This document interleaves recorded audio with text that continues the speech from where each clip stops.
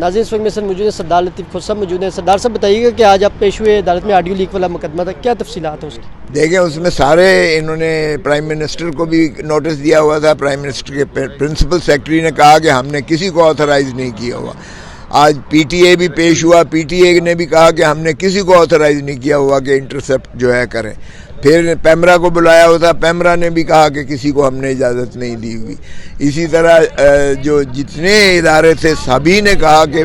1996 کا جو ہے ایک ٹیلی گراف ایکٹ ضرور ہے جس کا دفعہ 54 ہے، جس میں اگر کوئی قومی مفاد میں ہو تو کسی کی فون ٹیپنگ ہو سکتی ہے اور وہ بھی عدالت کی اجازت سے، اور کوئی ایسی اجازت نامہ انہوں نے نہیں لیا ہوا۔ تو پھر جج صاحب نے کہا کہ یہ ساری دنیا کے جو ٹیپ ہو رہے ہیں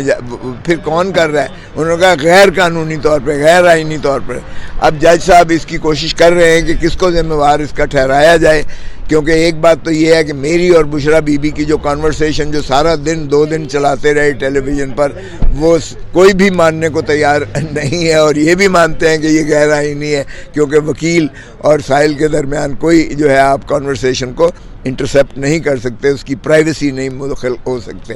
اسی طرح دوسری جو ثاقب نثار کے بیٹے نجم ثاقب کی تھی،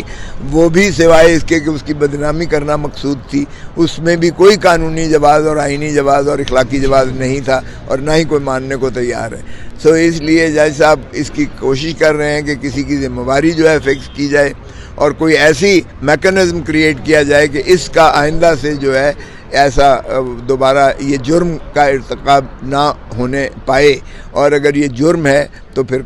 کوئی تو اس کا مواخذہ دے، کسی کو تو اس کی سزا ہونی چاہیے، کوئی تو میکنزم ہو،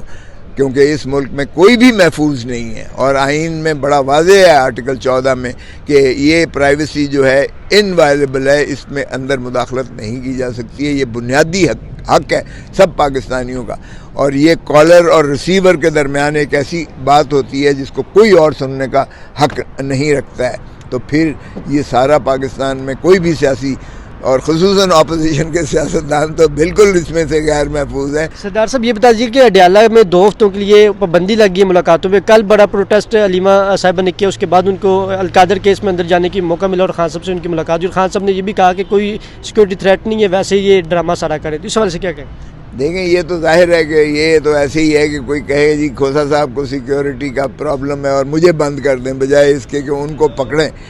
جن کو وہ سمجھتے ہیں کہ یہ کوئی خطرے کا باعث بن سکتے ہیں۔ یہ کبھی سنا ہے کہ آپ یعنی